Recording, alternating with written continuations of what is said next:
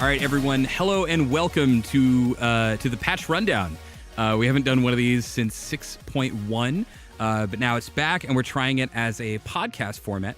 My guest, of course, I can't do patch rundown without Aidan Zirene Moon, who's over here. Aidan, say what's up. Yeah, what's up? You're literally incapable of doing them. Yeah, I know. I just goes, well, if I begin to say patch rundown, Aidan like slides into my DMs. It's like, hey man, where's the? I heard you're doing 6.9. Can I get the patch notes or something? We also have a designer on the live gameplay team, Best Falco at Riot Games, Wesley SmashGizmo Ruttle. What's up, Patrick? How's everyone doing out there? Yeah. And then our special guest, James Bach, also known as Statikk, the Statikk Shiv himself, lead designer of Champion Update. I never actually said because we can, by the way. It's still the best thing you've ever said, even though you never said Let the record show from that one Spatsy video, he never said because we can. So we're here talking about 6.10, the patch after Midseason. So something that we're going to try today that we didn't really do in the show because of time constraints is we are going to try and actually go through every single change. You know, we're going to talk context, we're going to talk impact, things like that, just kind of some general thoughts and insights. And all of you listening, there should be, by the time this comes out, some annotations for you, either commented on the SoundCloud link itself or in the description. So look out for those, and you'll be able to jump to whichever part of the patch notes that you want to hear talked about. So let's get into it with kind of the first, alphabetically, the first change that we have, which is Anivia. It's going to be, we have some buffs to Anivia. They're going to be mana cost going down and the range and radius of her ultimate going up. So thoughts on Anivia? So I mean, I guess I'll kick it off with the mid-year mage updates. We took a look at Anivia, and I think we were pretty happy with some of the game health improvements we were able to get out of that. She has to get it's less guaranteed that she's going to pull off stuff like her QE combo or her RE combo, I should say. And there was like a lot of changes with the way items worked with her. And I guess like it just started to feel like her mana constraints, especially on the R when it's starting so small, were kind of like just out of place once we got there. So it looked like she was struggling a bit after the mid-year mage update, and we're just looking to do some basic stuff on the R to, make it start out a little bit bigger, make the mana a little bit easier on your mana pool, and Well, this has kind of been Anivia's problem forever, or at least her struggle, right? Is she's always been the like without blue buff champion, you feel like she falls over, and with blue buff, it feels like it's kind of impossible to siege, Yeah, this is really interesting for me is that the Catalyst and Roa changes were really powerful, to say the least. We saw a lot of characters who love that item go up. Yeah, and Kassadin and Rise, I think, are like the two biggest movers. But exciting as well. Yeah. Crazy anyway. Yeah. And so to see, I haven't even actually looked at all the data or really checked everything, but I think Anivia must have actually taken a pretty big hit if she's still buying Roa. I assume she's still buying Roa. It's a great item on her. So. Yeah, her builds have looked the same. It's still the tier Roa build, tier Rush into Roa for the most part, and yeah, she dropped off a little bit. So what are we expecting out of these Anivia changes? I mean, they look sizable, right? They look pretty strong, but my worry has always been with Anivia is because she seems like a character that when she gets into the top tiers of pro play, she just kind of shuts other people out. Fears, thoughts, concerns, anything like that? I think even before these changes or these buffs that she's honestly going to be fantastic regardless. I think that Anivia, after the changes, still is doing Anivia things, right? Stunning people, walls, had great siege, and able to stop it. So this is just going to allow her to have a pattern that isn't as frustrating for the Anivia player to play. Just like when we increase the missile speed of her auto attack and stuff like that. It's just kind of getting Anivia to feel less clunky. Yeah, I think that's that's kind of like the big word. By the way, to everyone listening, if you want to instantly like trigger a designer, use the word clunky. Yeah. That's we're like, oh no, designers spend a lot of time trying to sit there and make sure it feels good. So like it hurts a lot. Honestly. Yeah, no, I know, but I mean, sometimes I think it's also it's kind of almost necessary, right? Yeah. You want the feedback when it comes. I think this is heading in that direction for Anivia. Yeah, and she's felt clunky for a lot of people for a very long time. Yeah, I mean, she's the original 40, right? Yeah, she's an original 40 character, and I think that a lot of what we were trying to do with the mid-year mage update was make the play for the opponents feel more fair. now that we've gotten there, it's time for us to be able to dial back some of the weights, right? Like the weight training close of your mana cost on the ult is 60 mana per second. Right? Now that you kind of have to play maybe a little more fair of a game, right? You wait for it to expand and everything. Yeah, you don't need to get it. So let's move right along to another Rod of Ages user.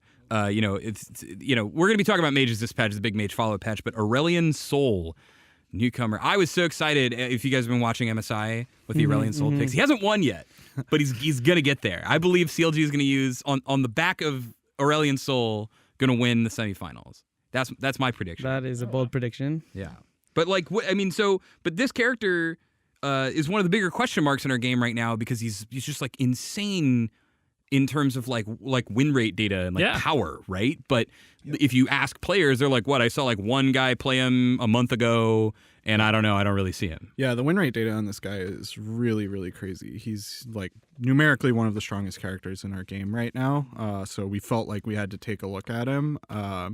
That being said, he's tough to play. It's a jarring experience trying to keep track of all of your stars and time your Q and like set up the E into Q combo. There's like a lot of stuff on him that's pretty tough to master. So it makes sense that people aren't seeing as much of him. But once you get there on this character and learn how to play him, he's just so powerful at the moment.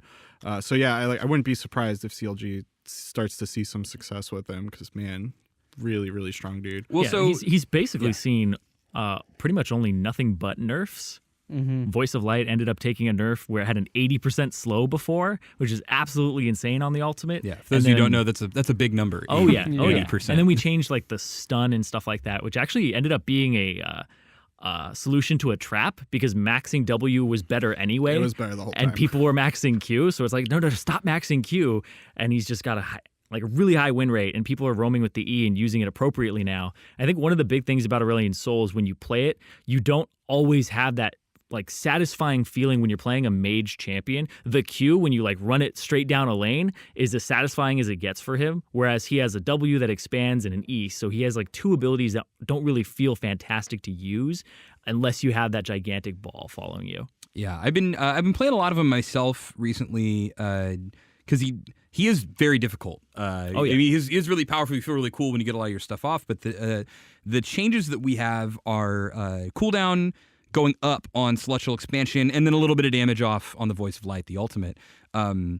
This Celestial Expansion thing, I kind of want to ask you, and then I want Wes because I know you worked on these. Yep. This is tough because Aurelian is similar to Anivia that we just talked about, where it's like a really high mastery champion, right? A little weird to play. We kind of ask you to make some different decisions on this character. But when one of these characters is out of line, how do you even begin assessing like where to look at something like this, right? Because this is, you go too far and then you create like this really, like we were saying, really clunky experience. Yeah, I think usually, I mean, I worked on live for a long time, so when I usually see like these champions that seem out of line, I usually look to like, where's all this ambient power coming from? Often like ambient damage, and this character is like the definition of ambient damage. He's just a walking like crazy meteor Sunfire storm. Cape, just and so Starfire Cape. I mean, actually, I look at the changes and I really like the direction of both, especially the R. I think letting it just have its identity as more of like a CC ability is actually the right direction for it. I think it's really easy as a designer to be like, I want this to CC and do damage, and it's like, come on, guys. Like, there's a reason why this is on the kit. It's to keep that range for him, and the W, I think it's just allowing people to just when I outplay him, quote unquote, get into his, trick him to either pull it in or try to push it out and be in the right zone. I probably should have some time to capitalize on the opportunity. I don't know if that's enough time, to be honest with you, especially if he gets any CDR items at all. But I like the direction of the changes for sure. Yeah, we don't see very much in the way of CDR items on the character. Honestly, like, I'm still not sure if 4 seconds is enough time because, like, to clarify, right, this cooldown starts ticking. Like, if you have your W out and you get CC'd, it's right at the beginning of the CC that the cooldown starts ticking. So at 2 seconds, like, if you, like, stun this guy out of having his W up, by the time the stun wore off, the W was up, and then he just put it out there again. So you're saying it's not actually as impactful as you might read it? Yeah, it might read as like, oh, so I chain CC this guy, and then it's going to be 4 whole seconds before he can, throw his stars out again. This is just not how it works. Not really, right? It's just mostly like, if you pull off one, you'll actually disrupt the longer range threat projection that he does for a little bit longer. So last thing before we move on, just because I think this guy, he's still a big mystery for people out there. Wes, how do you see Aurelion Sol? Like what are your opinions on like where you think this character should fit in the game longer term than maybe just this patch, right? Because if this doesn't do enough, we might have to revisit him, right? Yeah, we might have to revisit him. I guess I see him sort of as like the more teamfight oriented version of Twisted Fate, where it's like he is a roaming mid, but he puts out a lot of damage in team fights, and mostly you want to be using your roaming rather than setting up like 2v1 picks on side lanes. Rather use it to set up the 4v5 on their turret when you rotate from like the side giant lane. star burst attacks. And so I think that's ideally where we want to see him. Yeah, so I guess we're going to keep trying to tune him towards that. All right. Okay. Cassiopeia, James, tell me the story of what happened here with Cassiopeia, because there are a lot of people. I mean, she is one of the 4 beneficiaries of a hotfix that is already out. When you're listening to this, has been out for a week now. To Vladimir, Swain, Malzahar, and of course Cassiopeia. But set the stage for me on this champion, James. Yeah, I mean the character. We made a lot of changes to the character internally, even before she released, focusing on like how can we make the character just a little bit less. We use the word binary a lot, just because the character, once she starts going and she's just eating you, you're just like, why doesn't it stop? Help me, please. Yeah. Is there anything? What did I do to deserve this? Right. And I think the biggest reason she dropped a lot in power was that we just underestimated how powerful this W really was. I mean, there's an entirely new debuff in the game. I was personally very scared of putting it in the game. I was like, hey, you guys really want to do this? Are we gonna do this? And they're like, we're doing this. I was like, all right, we're doing this. Yeah. And so we saw some matchups where like, oh man, grounded totally just disables this guy from doing his entire pattern. Like, and I think we limited it so much that it didn't like have any. It doesn't have any room to breathe on live right now. It's really weak, and so I think she just came out a lot weaker than we thought she would.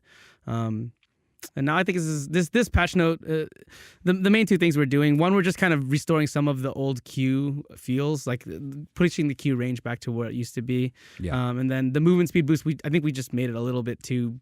Honestly, it just decays really, really fast right now, because I told Decap, I was like, hey man, I want it to like decay really fast because it feels like you get that cool feeling of like high speed, low speed.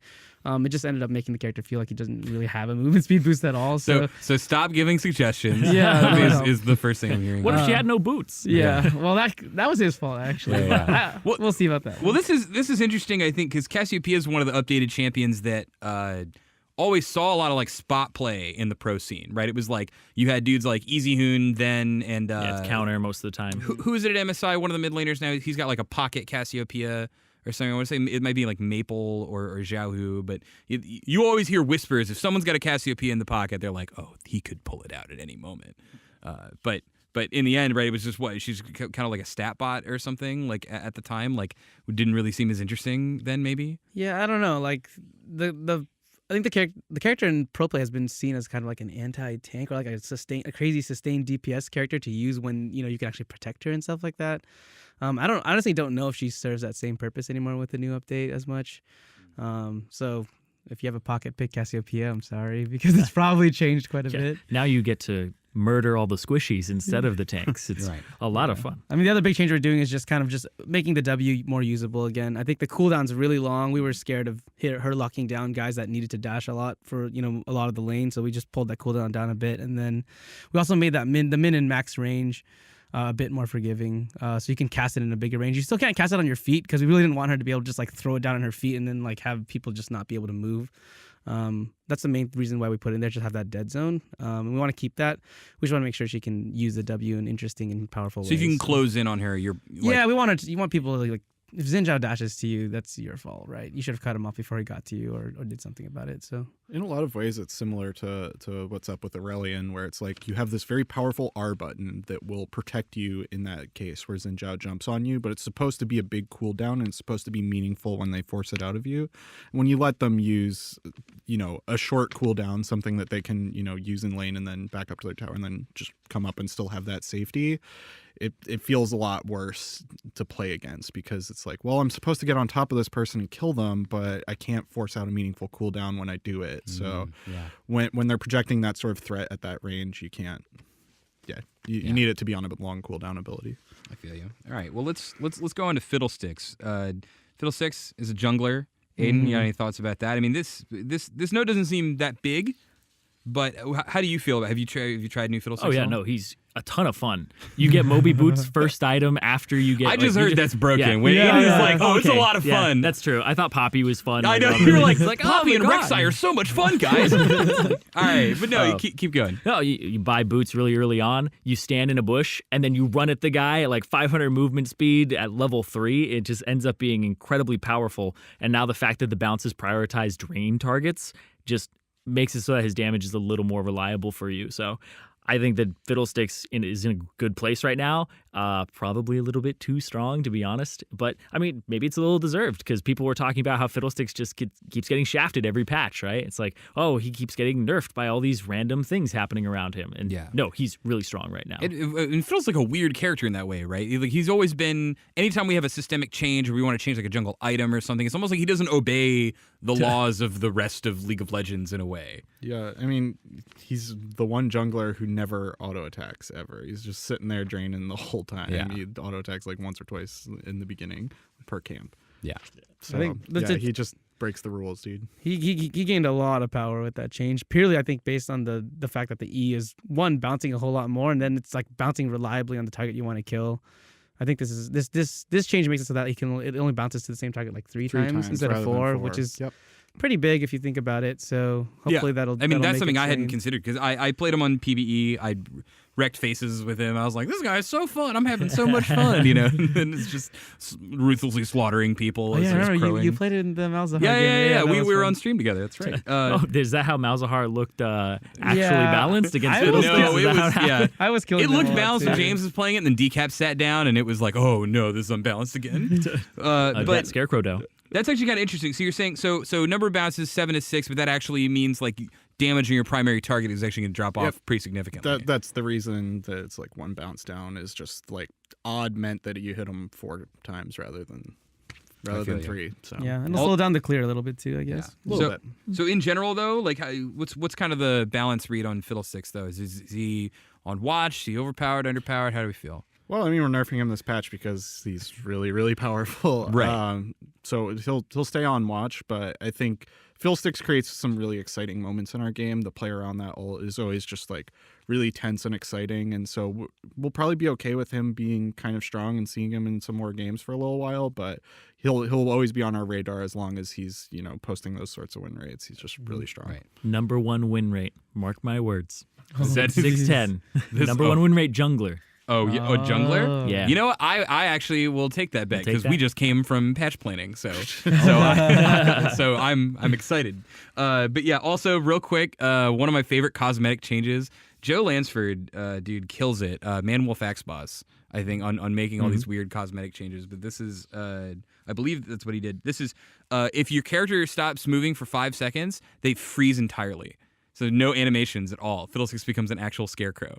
And he Yeah, just, we actually tried that internally before the 6.9 patch, but they found bugs that were horrible, so maybe we just fixed them all. That's gonna Yeah, be we just really fixed it. weird. credit to whomever credit is due, but it's really cool. I like it. We have a thing for Fizz here. I don't want to spend too much time on it, but James, you kind of made the call on this, so explain to people what this Fizz thing is. It's not going to be popular with people who get hit by this ability, but basically, the fish are chum. We call it chum the waters. Yes. Chum the waters. Chum the water. Can the fish can no longer be dropped on the ground even if you cleanse the slow. Basically, just being consistent with the changes we made to QSS, which I know is very controversial overall. We think it's going to make this character similar to the changes we made to QSS, just make them easier to balance in the long run. Though I think it will be frustrating because we were removing an option that used to be available. Yeah. It was just really weird last patch because like Garen and Evelyn are just like dropping fish on the ground. Yeah, by that's just the thing. pressing For their those of you who buttons. haven't Just seen weird. Fizz, that's actually the reason that this is happening in this patch is the changes to QSS and the way that we like kind of configured debuffs and stuff in our game meant that if you could cleanse slows anywhere, which we give to a couple different characters, you just drop the fish. Yeah. So there were just some like hard counters in a way that were just like made Fizz feel non-functional. Yeah, some guy got really taken off guard when an Evelyn W'd and it dropped the fish and she just ran away. Yeah. it doesn't, Well, I doesn't think make sense. it was like posted. We became aware of it. It was like in Korea. It's like some video has like, you know, almost 1 million views where they were like, a bug lost me this game. It was this thing, and then we noticed, we're like, oh god, this thing technically happened, right? We gotta find a way to address Working that. as intended. Yeah. I mean, it was definitely working, you know, with someone's intent at the time, but I think this is kind of the unified like, this is what we're trying to do overall. Ilawi, my girl, Your girl. small buff, love this but girl. small buff. Who but I did you love this talk buff. to about this? What are you talking about? How did you get this through? Who did you pay? This is I didn't need to pay. Wes, tell him this character. yeah, no, Why? Tell him why we got to buff this character. Well, Alawi's struggling really hard on win rate and has been for, I mean, most of her existence. She's a really frustrating character, though, so it's a delicate balance because anytime she starts creeping up near, like, I don't know, not even near 50, like, her ban rate starts jumping up like crazy. People don't like playing against Alawi. It's impressive. It is pretty impressive. So Did I hear impressive? It is Impressive. impressive. yeah, Good we're Alawi all players are. very impressed with you, Patrick. Good job, dude. Yeah. I was very impressed by his. Yeah, His no. Well, Alawi this is- is So Yeah, yeah, actually I mean, insane. I guess like it feels like she's kind of been sitting down in the dumpster for a little while. So we've been slowly kind of feeding buffs back in, as well as trying to do things to reduce the frustration of playing against her. For instance, the E changes. I think last patch. yeah. was It was 6-9. hidden in 6-9. Yeah, where it's just like, hey, you know, playing this dodge the tentacle mini game for 60 seconds is just like, that's too much, Yeah. man. That's so frustrating. And so, yeah, condensing that sort of thing. And I think we'll keep seeing this sort of trickle where it's like small buffs and small game health improvements until we can get her into a spot that we're actually happy supporting. Basically, yeah. I mean, this is a character. I've a ton of experience. I love playing this champion, but you know, not everyone is as enthused as I am about playing Alawi. And you know, the changes last patch I actually really like. I think they're a net buff, but I think that, you know, there's a lot of weirdness going on in that for people who keep this ability at level 1, the Test of Spirit. You're not seeing the same kind of gains because you're not seeing the same frequency of the new vessel mechanic, right? It's significantly better in team fights. Like, it actually adds to your damage output like a fair amount.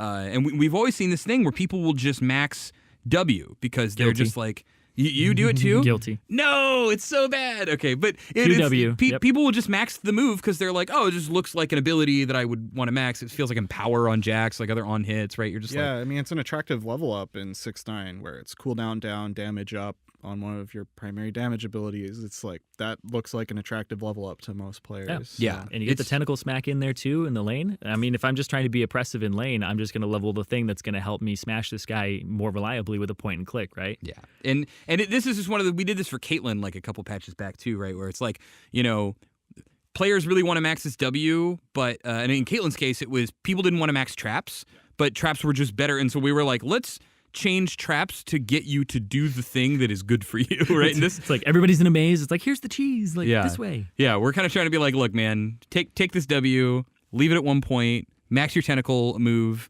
and then kill people. I think it's about it. Moving on, we got Jinx. Jinx changes are interesting because Jinx went from being on top of the world to basically MIA. Yep. Right, and so this is this one is very specific, and I want to know about what we think the implications of this change are. But this is at level 1 with no items or anything. You are at regular attack speed. Your minigun and your rockets, they shoot the same.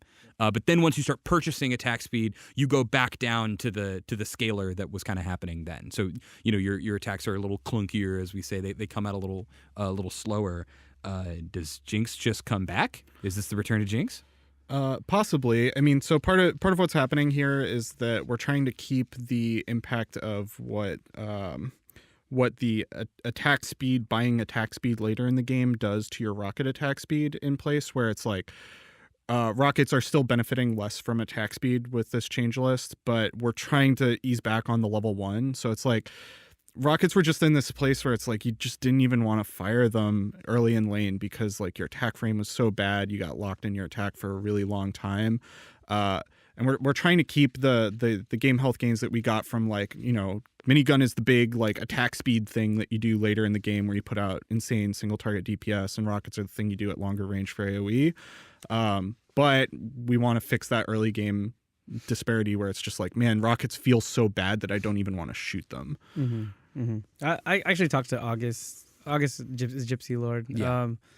We talked a lot about this change. I actually personally am a little worried, not necessarily with the fact that we did it, but just more of, when do we know how good is good enough in terms of your attack frame early game? I mean, this is a long range attack. It's inherently kind of a little unfair in my opinion. So when do we know we've got the right attack speed for the rocket is kind of a question. And so, 0.65 is a good guess, I guess. But I think it's a slippery slope of just like, when do we just become a lane bully again or something like that? So, yeah. Well, this is I want to kind of get you to expand on that a little bit, because this is a conversation I had with Feral Pony Brian Feeney maybe like a month or two ago when we were. It was actually during a Talia playtest, the champ that's coming out right now. He was like, "Oh yeah, I couldn't hit any of her abilities, but last hitting on her was the smoothest thing in the world, and that scared me because for a long time this kind of been invisible to a lot of you guys listening out there. But there's almost this like creep of like how smooth is my attack frame, like how strong do we make our attack frame? I mean, like Zyra came out and is she still 575 range?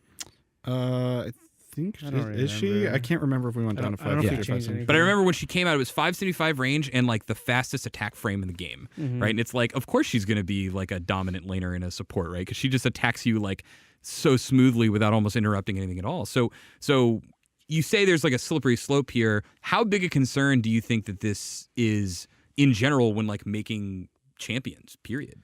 I think it's huge. I mean, like the way we work on our champions, like we give a lot of ownership to each person making their champion, and they get to make a lot of the calls. I mean, there's a lot of like counseling and a lot of advising and things that go on. But I think it's really easy to fall into the trap of I want my character to feel really, really smooth and be the fastest.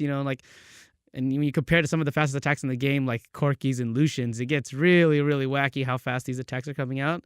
And it causes like interesting, or I don't know if it's interesting, but like balance problems where, really high level players are able to abuse these attack frames really, really, really well. It makes them hard to tune for the higher versus, normal play. And so I don't know. I think it's a real fear, I guess, of mine, but I don't think this change is going to do that. I just think it's more of just like, what if this happens again on another character and then another character, then another character? It's a snowball that in 2 years may be hurting us.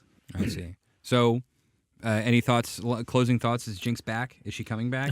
Do we think there are things that are going to keep her from coming back? I honestly don't know. These things are always very hard to judge when you see them on paper. And I think we just need to say like what success looks like when she does get released is that everybody is using all of her weapons, because like Jinx has actually like 4 weapons, right? Yeah. She uses 4 different things, and that's part of her thematic is that people are going to be using all of them and actually swapping between them. You're supposed to be using switcheroo kind of rapidly in lane and using it as much as you can. And I think that that's what success looks like, is when Jinx is actually embodying that whole, she's got so many weapons and she's going crazy, which one do I even use? And then she's actually utilizing all of them to the best of their ability. Yeah. Well, that's going to be one to keep an eye on, especially if you guys out there listening, go ahead and, leave us some comments or talk about Jinx and how you feel about that. But we're going to move over to another one people are talking about a lot, Malzahar. This is another one. James, help me with give me the champ up context here on what we're doing for Malzahar and why. Yeah, I mean the patch note here is actually, I don't know if it's tame or not, but like it's very simple. We were just gonna nerf the shield cooldown, the passive shield cooldown in the early game during the laning phase. Honestly, the hotfix did a lot to hurt him, particularly the jungle Malzahar got a big hit, which was what we were intending. But we still think the lane Malzahar is actually a little bit too dominant. He's a little bit too safe, and some matchups are just nightmarish, honestly, against him. It's just like I poke that thing off with what as Fizz? I'm not really sure, right? Yeah. I'm kind of trusting you guys here because I've not actually seen Malzahar in game. So banned. Yeah, it is. I didn't get in on like the fabled day one when the word spread and got to play. What do you feel, Wes? So I have not gotten to play against him much on live either. Even on day one, he started picking up bans like pretty early. I think it was like a lot of videos hit like Reddit it's about just, him like, soloing he's Dragon. so powerful. On paper, I really like this change because the power that is loaded into that passive shield is just like really scary to me. It's really, really, really powerful, and I think that especially early in lane, like for certain matchups, is just like I think a lot of characters just feel completely, useless against it, and so I think that this is the right change to make, but I don't know if it does enough. I don't know where exactly he's going to land. It's going to be like a slow process of like getting him off the permaban train. That's always the case, right? Like player perception always takes longer to catch up to reality than reality does, right? I also think it's not just getting him off the perma ban, but it's also having him be viable as well. Because I could see him falling off and then nobody plays him at all, right? And he goes back to being old. There's Malzahar. certainly a change list that we could put out that now everyone knows it's not worth it anymore. Yeah, right? mana cost too high and stuff like that. Like where's the line for Malzahar? Like I don't actually know what success looks like for this champion. Like is he supposed to be viable in the jungle? Is that something that we want for him, or is he just supposed to be in the lanes? I don't know. Do you have more insight on that? I mean, we never meant for him to be as strong in the jungle as we did on the release. That we wanted to preserve the ability for him to jungle because that was something he could do, and that's with the reworks. We actually want to make sure we don't just take away things when we don't have a huge investment in whether it's there or not. I think he ended up being way stronger than we intended. We have the data back on the jungle. He still seems actually decent, though probably nowhere near. Like as if you really are like one of those diehard Malzahar junglers, you can probably still do it. If that's really what you want to do, but you're saying it's not like far and away the best thing you'd be doing in the league right now. Yeah, it's still very safe, but it lost a ton of speed with the changes in the hotfix. Yeah. So all right, cool. Well, another potential controversial one, Master Yi. This guy, he's been on a train. He's been up and down over this season for sure. But now we have Master Yi buffs. That's a slight bump in the AP ratio to meditate and extra true damage on hit for Wuju style. Yeah, so I guess we'll start with the bigger one, which is the Wuju style one, and then we can work our way to meditate. Wuju style, bumping the true damage here because this character was getting Sated Devour very, very reliably in past patches, and so he was triggering on hits a lot more than he seems to be right now. So when it came time to like, okay, wow, this guy's really struggling because he took a massive hit with this patch. He dropped with Blood Razor coming out and with Rageblade changes, both of which seem to have hurt the champions who bought them, and this dude bought both. So he got hit really hard, and we wanted to put some power back in there. The one thing we thought was like, okay, well, he's not triggering on hits as much. Maybe we can give him some damage back on that. Right. And this one seems pretty open and shut to me, honestly. We were pretty open about, hey, we have Blood Razor now. We think, Sated is this really weird and kind of bad thing for our game that's like just disappear forever and then get a whole bunch of gold and then come back and then crush everyone when there's kind of no way for you to really be vulnerable. I think this is also a good thing in terms of his damage palette moved because Devour had magic damage on it and Blood Razor's physical. So now he's all physical damage. So getting him a little bit more true damage is going to allow him to be Master Yi again. Because right now he's kind of a gimped Master Yi. He feels really easy to build against. You're just like, oh, all armor. And he does no true damage. Armor, health, I'm good. So I think that he should be able to shred through some people and have that carry ability. I think it's interesting because I guess it's a sneak peek, but we are also buffing Blood Razor this patch. Yep. Yeah. So he's getting kind of a little double buff. I mean, he probably needs it based on what we see and how he's performing, but I know a lot of people out there are sad, or at least going to be sad when they see the U buffs. But I know, what I think you were saying, you mentioned it at least. It was like if you are a core user of either Rageblade or Sated Devour or both, we saw you drop something like 4 to 5% across the board. Yeah, and the two who core bought both of them were Master Yi and Xin Zhao, and both of them dropped by far the most out of any of the champions. Yeah. Not to mention he also had nerfs in 6-9 because he was doing really, really well prior to that patch. Yeah. This is also the shout out to the meditate AP ratio change. I think you guys should probably explain what we're doing. This actually works perfectly because Nocturne and Shyvana, they're next on the list. So Nocturne and Shyvana also have new AP ratios on their abilities. So Wes, why do we want AP Shyvana and AP Nocturne to be viable mid lane? We don't is the answer. APE. I don't know. No. But seriously, it's not like, hey, we want APE back. Hey, we want AP Nocturne. We want AP Shyvana. That's not the story here. The story is that we put out these Rageblade changes, and Rageblade is now the one with the Phantom Hit from say a Devourer's passive, and the idea was, okay, here's this cool item for people to use when they want to proc a lot of on hit effects. And one of our designers, Gypsy Lord August Browning, came up with the hey, a lot of the characters who want on hits don't have any use for the AP scaling that's on Rageblade. So even if they want to build Rageblade to live their dream of hey, I'm going to proc my on hits a whole ton, it feels like there's this wasted stat on Ginsu's Rageblade. So he went through this patch and looked at a number of characters and proposed some changes to AP ratios, and we took some of the ones that made the most sense, where it's hey, Master Yi probably does want this, and so a little bit more AP scaling wouldn't hurt him, so that he can feel better about that stat when he chooses to build Ginsu's Rageblade. Yeah. So yeah, any of you out there who see this and are rushing to play AP Nocturne or Shyvana, stop. Or don't. I mean, follow your dreams, go, really. go. But yeah, go, you magnificent person. But Ginsu's plus Nasher's Tooth, do it. I think Nasher's Tooth would be pretty good as a combo. all right, this is the Zirene brew. I mean, hey man, Shyvana gets extra on hit. Their LP is on your hands. Yeah, Hayden. don't play ranked. Look at that. please. Now additionally scales with James, don't be in my game with this. 0.25 ability power on that's hit. a typo. Oh yeah, Oh, yeah. no. It's 0.025. Yeah, it's because 0.025. a quarter Okay, of the okay. base damage. I was like 0.25. You blow my mind. Nobody, Yeah, no. don't do what I just said. Yeah, no. I completely I disregard. wasn't going to That's a mention the typo because the people at home don't got to know that I misplaced a zero. So, bro. Well, as soon as Aidan got excited about it. I know. I haven't mentioned any numbers yet, and this is the first number that I mentioned. And just so I don't know if all of these are typos. All right, we're moving on. AP ratios, it's silly. Swain, another champion that really just kind of dropped like a rock. Oh, right, and Yeah. he got hotfix. Do we know how the hotfix worked for him? It did a little bit for him, not a ton. He's still struggling really hard after the hotfix, but it's helping a little bit. We also noticed that players are still maxing their E first, and E is a really bad rank up now. So Yeah, max public your service Q. announcement. Max Q. Max Q. The whole point of the changes was to max the Q, because E He's flat across the Torment ranks. is 20% amp all the time now, and the rank up is something like 20 damage per level. I think it's it's 30, but it's yeah, really bad. It's only not like a little League of bit. Legends number. So Don't do it. is that Max Q, Max W? Max Q, Max W, Max Q, Max W. Yep. Yep. So first off, do that if you're listening out there, swinging players. But this is actually, I think, my pick for like one of the big movers of this patch. Yeah, In for sure. terms of so to break it down, if you guys what's happening, there's some base some health per level going up, which is It's pretty fits significant. with kind of The Swain. number is pretty significant. I mean, it's a big number. Yeah. It's 78 to 90, right? So it's extra damn. 12 about thereabouts.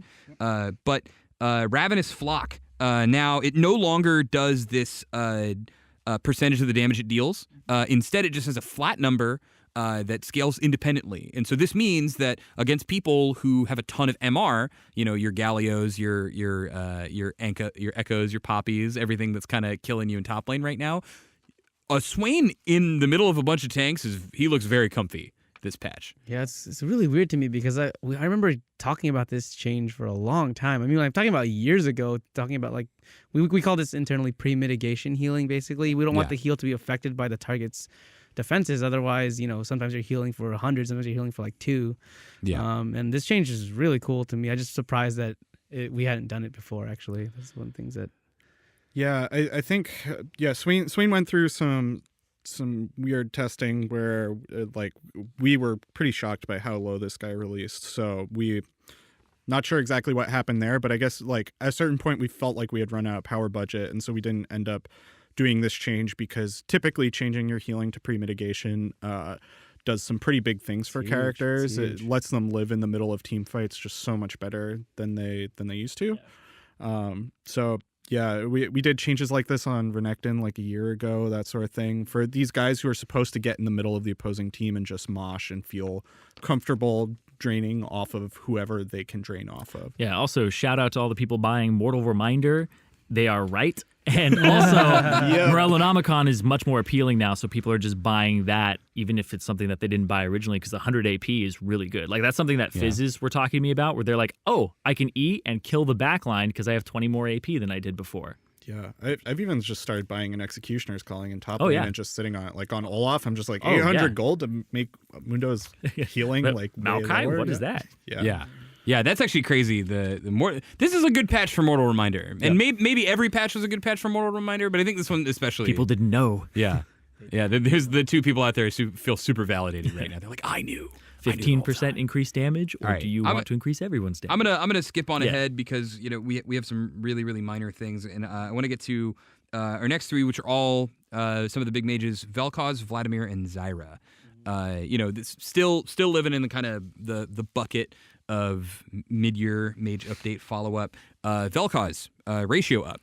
Yeah, I mean, this was really straightforward. On passive and R, right? Yeah, I don't think there's a ton to say here. There's not much to say. I think the character, we made it harder for you to achieve, passive procs, and I think we just underestimated slightly what he would come out as. But he is honestly not struggling that hard. I don't know, he's weaker than before, but this is why we're giving him a little bit of power, hopefully to scale into the late game and just blast dudes. So yeah, Vel'Koz has always been propped up by huge base damages, and then it seems like the rework kind of toned those back a little bit, so we have some room to give him some AP ratios. Feels pretty cut and dry. Yeah, keep building AP, keep feeling good about it. Zyra, before we get to Vlad, Zyra also pretty cut and dry. You have a longer window of time before you can step on seeds. Specifically, only the ones spawned for the passive, I think. But yeah, It just basically right now they have like a little invulnerability time where the enemy can't stomp on them immediately. Otherwise, they would just constantly get stomped all the time. 1.5 seconds. That's 1 second. Just a lot of them. So we just thought, hey, opponents should be able to play against it more easily. And so, if you really want to get them you can still have your W's, RS, so you'll be fine. This one's weird too because I in my head I'm thinking like, oh yeah, the play is like, step on the seeds if she can't do it, but then I think like I don't want to go near a seed. Like she's gonna put plants there and then root my body and then kill me. That's the game. Yeah. So I guess this really kind of stops it if like a seed spawn's like right next to you. Yeah. Right, and you're just like, oh, I can go dive on it before anything really bad happens. Yeah. Vladimir's a big one. I've been playing a lot of Vladimir, much to the disdain of my teammates, but I got a couple wins on him now. But Vladimir is another guy that I think. Similar to the Swain thing, I think a lot of people are just kind of doing it wrong. Because if you've played Vlad since he came out in Season 2, your max Q, I think E-max is just far and away superior, at least to me, in my opinion. I think it depends on what you're building first. I think the AP builds, like if your first spy is like a needlessly large rod, you're better off maxing Q. But if you're going for a Spirit Visage or you go for the Giant's Belt that goes into your Rylai's, the E-max seems to be better from what I can tell. Yeah, it has felt like it's really, really strong, and so a lot of people aren't really catching up to that. Also got a hot fix. I think he also got a little bump, but maybe not something too huge. The bug fixes are going to be big, though. Oh, yeah. I've killed like 3 Vlads while they're in pool. Oh, yeah. Well, yeah, there's there's some big changes in here that we should talk about. If you were charging Tides of... Because you can charge Tides of Blood while you're in your pool, which is actually like pretty sweet. Yeah, I died in it. Actually scared me one time. Yeah, but if you let go of your Tides of Blood while you were in your pool, it'll pop you out preemptively, which is not a thing that you would expect to happen, and certainly has led to a lot of Vladimir's dying. So that's gone. That is fixed. That's removed. He basically wins all those duels now where everybody's like, you're like 10 HP left, and then he pools, and the guy's just waiting to hit you as soon as you come up. Now you have to run away from him. Because he's charging Tides of Blood and he's going to kill you while he's invulnerable. Like, I also think it's funny because he baits way harder now. Yes. Right? His health is fluctuating like mad. And so when crazy. You lose on Vlad, you're going to lose hard. And when you win on Vlad, it's going to feel like there was nothing you could do, because you live or die in those really quick, like high tense moments. And so I'm honestly not surprised that he's been hovering around 40%. With some of the weirdness that's also people are kind of confused what to build now because they went for the Vamp all the time with the Hextech Revolver, and that's gone now in the WOTA. You had your cookie cutter, get the Spell Vamp item, right? Yeah. Now it's like there's actually a lot of items that are really good on you. Go Gunblade because it still has it. Yeah. I've been doing 45% CDR and Storm Raider Surge, which has felt... Storm Raider Surge on every champion. Look, man. Skarsgård, please. When it stops being a fun mastery, I'll stop taking it, but... Yeah, I don't know. I think, the last thing, the real big thing for him, right, is healing on the ultimate was another one of these Vladimir or Swain situations where it would just heal you for 50% of what it did. I think that's a typo. I'm not sure. I thought Stash told me that it did a pre-mitigation calculation. Yeah, I think it does half of this. Okay, so it was always pre-mitigation, but now it is 100% up front, and then it's 50% beyond the first. Yeah. So you can, if you hit a 5-man ult, you're healing 300% of your ult. Yes. damage. Whereas if you hit big. 2 people with this, you're doing the same healing as if you had hit 3 people previously. Yeah. But then when you hit 4 people, it's actually I think it's only You're it's you're I think one it's the person, same amount. Yeah, you're one person behind, right? Because it used to be 50% of the ult, and now it's the full ult, and then 50% for each. Yeah, it was 50% of what this value was, and then it ends up. I didn't think did it actually have a drop off on it per person hit before. No, I didn't think it did. No, Yeah. it didn't. So it was just 50% per person hit. So the first person. Okay, 50%, so it's one now more, first one person. extra. So regardless, you're Cool. healing more. PSA on Vladimir players: ult early. That is a long time you got to wait for that heal to come back to you. But when it does, you will get that second wind. All right, so we're skipping on down. Let's talk about dragons. We have a change to the mountain drake and a change to the ocean drake. Mountain drake. This one, I think it was actually a bug, but it has come up a lot in my games at least, where it was amping true damage, the damage that you could do. So you have guys getting outsmited by someone lower level than them. Yep. Yeah. Yeah, I mean, that was just never supposed to happen. It's supposed to help you take objectives as a team, but in terms of like giving you a smite edge, that kind of corrupts the smite fight gameplay. So Yeah. So we kind of wanted to just So that's dial that back. So that's gone. That's out of there. The big one is Ocean Drake. Everyone knows the overpowered Ocean Drake. I mean, let's call a spade, right? This thing is. You get the second one, it feels like you've locked the game away. You get the third one. I have never lost a game with 3 Ocean Drakes. But you also have three. Yeah, I drakes. was like, did you get Yeah. 3 ocean drakes because you were already winning, or Remember that. Right. I mean, Well, did you get that second ocean drake because you got the first ocean? This is Ooh, too- all right. How yeah, far this- back can we this is take getting this? spooky, but this is.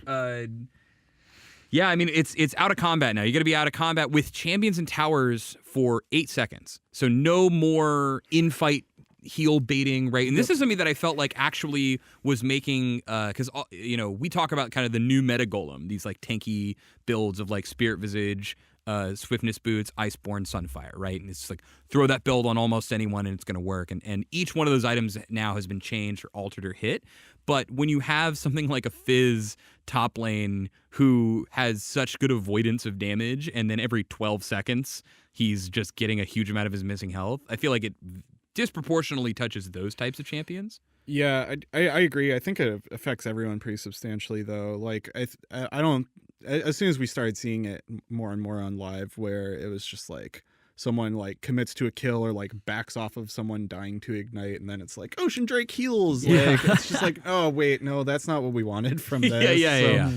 So I think that was never intended to be part of the strength of this. This is supposed to be the attrition dragon, where you feel good about poking in siege situations, regardless of which side you're on. I mean, this looks on paper just like a huge nerf to it, but I don't know how do the numbers compare in terms of the actual missing health and mana? So on live, it's 10% missing health and mana all the time, but it's 18, 12, and 6 seconds is what scales. Now it's every 8 seconds, it's every 5 seconds if not damaged by a champion or tower in the last 8 seconds is how it works. But it's 4, 8, and 12% missing health. So every 8 seconds. Yeah.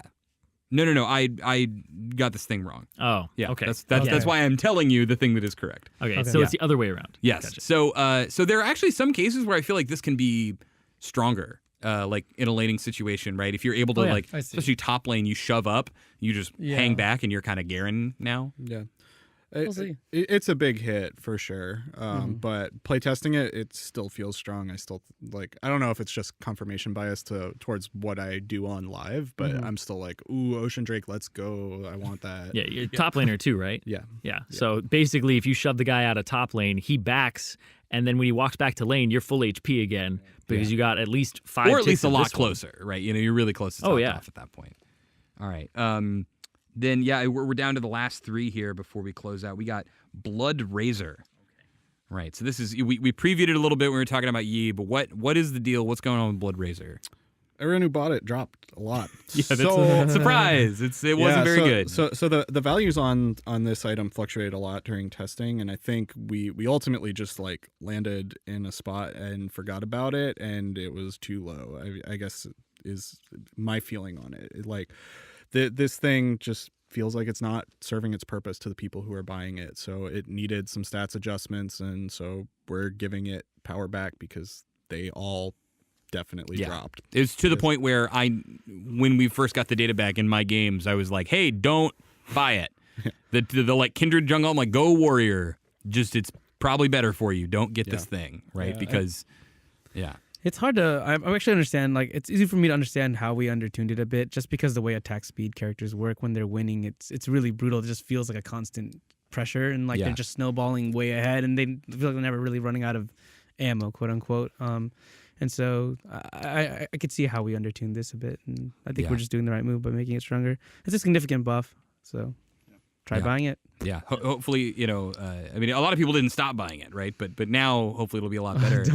And I think this one is interesting because I want to talk about Bloodrazor proper for just a sec, which is I'm not used to having my attack speed jungler interact with the game early on.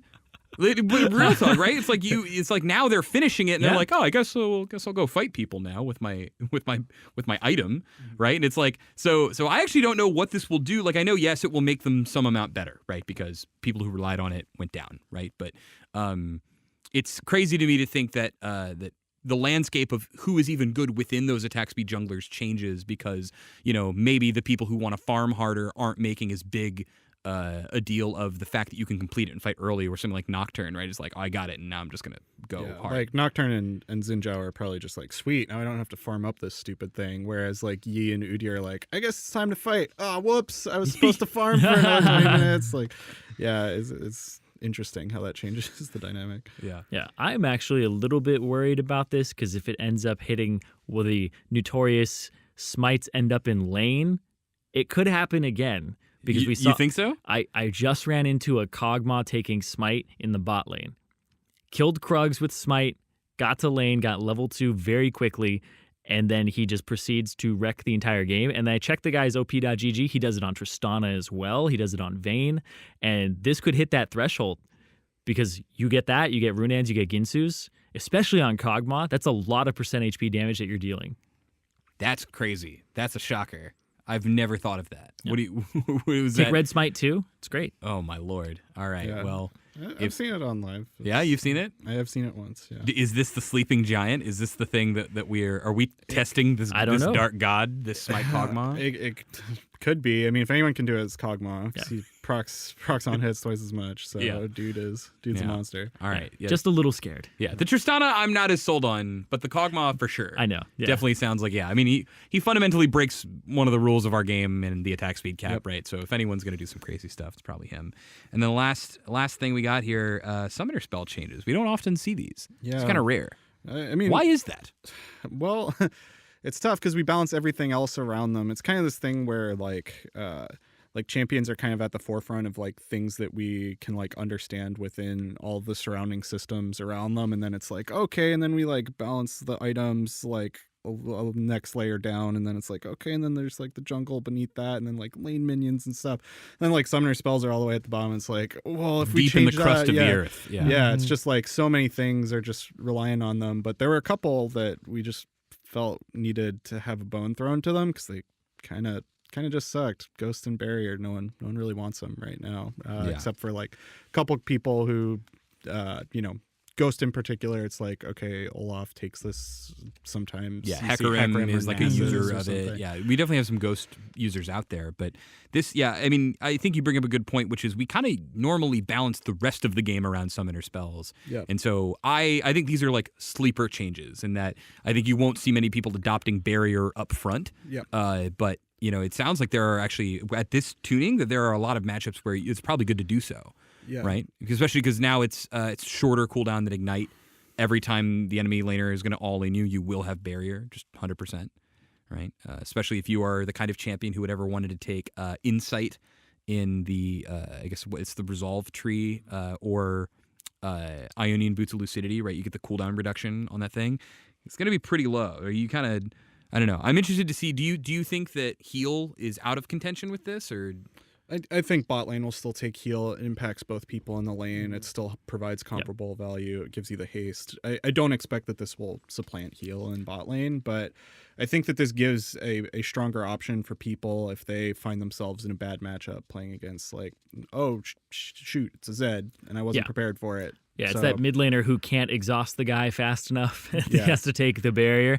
I do think that the reason that these two spells have actually been really underused is that they compete for design space here. They compete against heal, they compete against flash, and those just have more uses overall, where heal, you can use it offensively, defensively. Barrier, it's only defensively. And ghost, this one's a little bit different because flash, you can use it to get away, you can use it to get over a wall, you can use it to make a play, you can use it to actually do these many different things, and it allows you freedom there. Whereas ghost is, I have to do it and run at somebody or run away. Yeah. Right. So that one still has options, but it's honestly just more movement speed. It's not as creative. You can't do things that you actually break the rules of the game with. Yeah, Flash's instant value is just hard to compete with. Yeah. Ghost is kind of overtime, but Yeah, it's got a lot of overtime though. I was looking at that. the buff, it looks pretty significant. So The other facet to the ghost thing too is that distortion left the game, and distortion was allowing anyone who went for ghost to get distortion. That bumped the movement speed from 27 to 40%. So we felt like, hey, we can give this back to them in a different way, even with Boot and Chance gone. Yeah, this is going to be scary though, because those Singed that take the summoner spell top, I'm seeing Singed use, what is that? It's 180 seconds, 3-minute cooldown on Ghost. Plus, if you get the resolve tree, you go down that way. Oh, and he will. Oh, he's gonna he will get all of this. He's gonna have basically a 2.5 minute cooldown Ghost. And we reach his mid-late game, that's going to be a little bit ridiculous. 45% increased movement speed? Well, if you are one of the 10 Singed players listening... No, there's a lot of them now. There's a lot of them. all 10 of them. They've multiplied? Yeah, I know. Because especially with the catalyst changes, the Roa changes. Yeah. for I sure. mean, it sounds like it might be a good time to be a Singed player. I don't know if I'm really happy to put that out there in the universe. Yeah, and, I, for and one, make that welcome true. our Overlord Dyrus Zyrene's back. the one who put it out. You're just... Yeah, you're right. Yeah, That's that's true. Yeah. If Singed does become a thing, I can blame Aidan. Yeah, this is last kind of thing I want to say on Ghost is interesting is Ghost is like a skill. It's like an actual hard summoner spell to use correctly, you know, because flat, I mean, you were talking, James, the instant value of flash, right? It's flash tibbers, right? Flash ult. Like, we almost always like parenthetical flash on any engagement spell in the game, right? Like, it's hard to imagine fights without flash. But Ghost is one where if you use it too early because of the time that it will take for you to get in range, your opponent can sometimes just walk away. Now you've wasted your summoner spell, right? Like knowing exactly when to turn it on in engagement. I used to love when mid laners or certain mid laners would take Ghost Flash and like really masterful use of Ghost Flash. Yeah. Even seeing like which one they use in this gank or to survive this gank, right? Because sometimes they'd blow one and not the other. And that's like a really interesting kind of almost tipping their hand to like, oh, they want that flash for when they gank bot lane, or they want that ghost to chase down their opponent, something like that. Yeah, Ghost was actually more of your defensive summoner spell when you didn't want to use flash. Yeah. Because it's better I think I later. can live if I use ghost. Yeah. Yeah. And that's what I think this is going to become, because I remember like the last time I actually used Ghost was like season 3 in the jungle. Like everybody you only have one summoner spell over there, everybody wants to flash over these walls and stuff like that. So when you get to champion like Olaf, who just barrels through stuff, you're like, I have a 3-minute cooldown summoner spell. They have a 5-minute cooldown one. So you gank them once, you know that their flash is down, and then you come back 3 minutes later, and there's nothing they can do about that gank. And that's what I think would end up happening with this if it ends up power creeping into our game. But that's not a bad thing. Right. Well, so far, I mean that's it. We made it through the whole patch notes. That's 610. Took a decent amount of time, but not the longest time at all. So in general, I'm excited to play 610. I think especially as a Vlad player and a potential Swain player, there's some things to be excited about, I think, in here for me. What do you guys think? How do you feel about 610 overall? I think like the patch after, you know, always the big splashes is always a huge relief, because we're kind of trying to get back to like that more stable foundation that you know league's usually at. And so I think this is going to be a huge step towards that, and then also, yeah, just abuse whatever thing that we overbuff this patch. Yeah, which sounds like Singed and Smite, And Skirmisher, Fiddlesticks. Saber, Kog'Maw, bot lane is Aidan's picks for things to play. I think that with this patch, when I look at something like 6.9, I get very overwhelmed at those patch notes, and I go a little crazy, and I get scared of playing the game. And then I actually just dive in, I play it, and I realize, oh, it's the same game. Some things have changed. It's going to be a little bit awkward, but I ended up loving it even more than I thought I would. And I actually developed a little bit more trust when I saw things like hot fixes for multiple champions, where I'm like, oh, okay, they're going to pull these guys up very quickly. They're going to push those guys down when they're too high. And I was like, okay, if this is something that we're doing more and more, then I'm very comfortable with kind of allowing you guys to blow the game up and put it back together again, because it's showing that the hotfix is going to come in and actually save some people, and then this is going to be paying attention to the right places. So I think 6.10 is, on top of the hotfixes, a really good patch, and I think that the game is honestly really fresh for me right now. Yeah, I don't think we ever intend to have a hot fix, but it is definitely there if we need it. Yeah. We will break the glass. It's one of those things. It's a trust fall, right? Yes. Now I know that you guys are there. It's more like we let you fall first, and then we pick you up with the hot fix. Cassiopeia's like, save me. Falls over. All right. Well, for all you guys out there, thank you for sticking with us. This has been your 6.10 patch rundown. Shout outs to my guests, Zirene, SmashGizmo, and Statikk, for joining me this time and talking everything over. And for you guys out there who enjoyed it, let us know. If you didn't enjoy it, if you have constructive feedback, go ahead and leave it here in the comments section. And then I guess, give us some upvotes on SoundCloud or iTunes or however you're listening to this. Send in your GameCube controllers, and Wes will sign them for you, probably. I think he will. Yeah, he would be flattered. All right, cool. Well, that's it for all of us, and we will see you for 6.11.